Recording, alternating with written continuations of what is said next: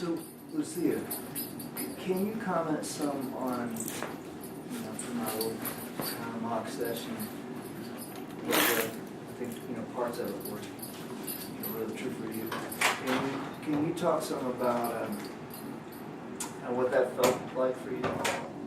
It could be particular feedback from me on things I did or didn't do, but it also could just be, what did it feel like for you?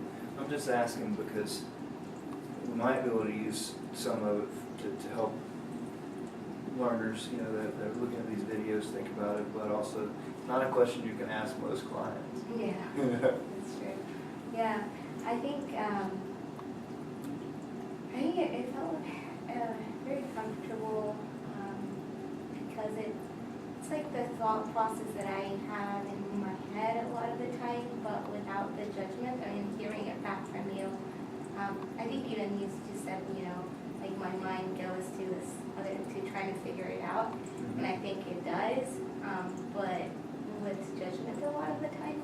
So maybe that's where the ruminating happens. But I think just hearing it back, but it being just that's the way it is, then it just felt easier to explore because there wasn't all this, I don't know, like in my head, I guess it's like, well, we gotta figure this out, why are you doing this, and this is not good, it's not productive, and so I think all that maybe even keeps me from trying to get in there, and so I guess it felt comfortable,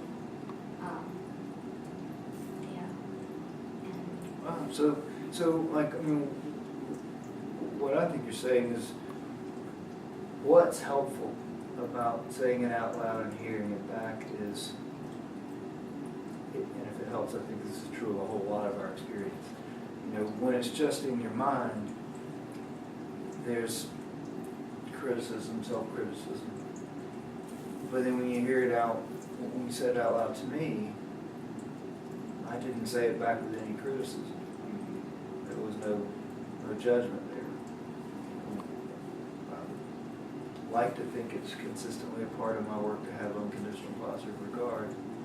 And in fact, as I was thinking about it, I just saw it as, here's a person who's in this dilemma, and I was able to set it aside from my values, that might say,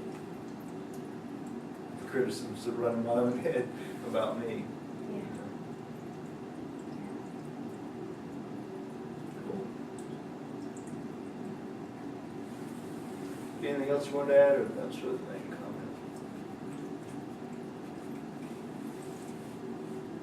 That's probably the main comment.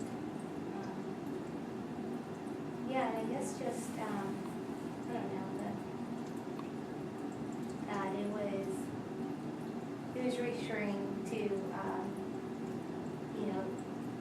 like have it bounce back, but not, you didn't seem extremely distressed about it, so, a lot of times I guess in my head I'm like, oh no, I feel shame is bad, shame, people that have shame to, get into addictions and do bad things, and, I don't think all people actually do that, but I think it was, like, that's just the way it is, and it's not as, I don't know, I guess I catastrophize even, like, my thought or my feelings, like, what does this mean if I have this feeling? And so it was good to just, I don't know, it just felt like it was, it bounced back and it's not that it wasn't caring, but it's just kind of neutral, like that's, I guess, same thing without the judgment. Yeah, so without the judgment means without all those things that go along with it. It's like, oh my goodness, shame, that's terrible. And it might mean these terrible, awful things about you. And so it really kind of helped, I guess I'd say, like quiet some of those self-criticisms. Yeah. I like that way of thinking about counseling. It turns down the noise. Yeah.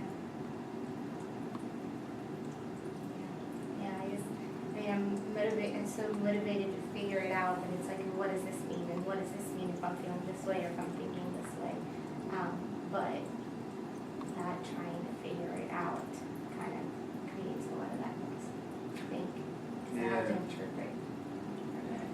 Yeah, you know, and from when I've done a good bit of work where I was really, you know, in a counseling situation where the thing to do, client and I both knew, was to kind of take a more cognitive behavioral approach and help people think through their thoughts and the chain of thoughts, which, and I think we'd already started down that road. It happens pretty naturally, follow the chain of thoughts, you know. But I think very often when people were thinking a question, what does this mean? Usually the answer is not neutral or positive. Usually I think for most humans the answer is, it's bad. You know? So the next question is sort of, bad in what way?